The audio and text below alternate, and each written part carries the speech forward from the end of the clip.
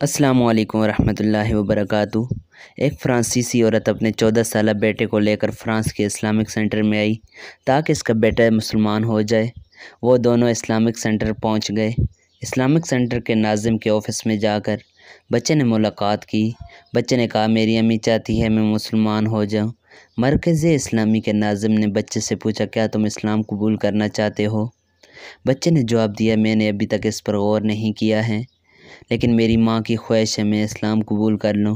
ناظم کو بچے کے اس جواب پر بڑی حیرت ہوئی۔ اس نے بچے سے پوچھا کیا تمہاری ماں مسلمان ہے؟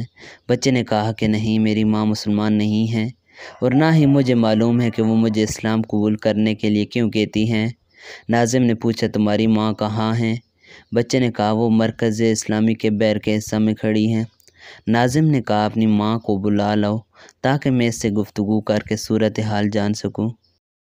بچہ اپنی ماں کو لے کر ناظم کے پاس آیا۔ ناظم نے ماں سے پوچھا کیا یہ بات درست ہے کہ تم مسلمان نہیں ہو اور چاہتی ہو کہ تمہارا بیٹا مسلمان ہو جائے؟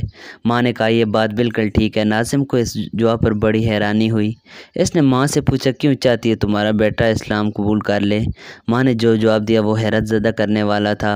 ماں نے بتایا میں پیرس کی جس فلیٹ میں رہتی ہوں، میرے فلیٹ کے بالمقابل ایک مسلم فیملی کا فلیٹ ہے۔ اس کے 2 بچے ہیں، یونیورسٹی میں تعلیم حاصل کرتے ہیں۔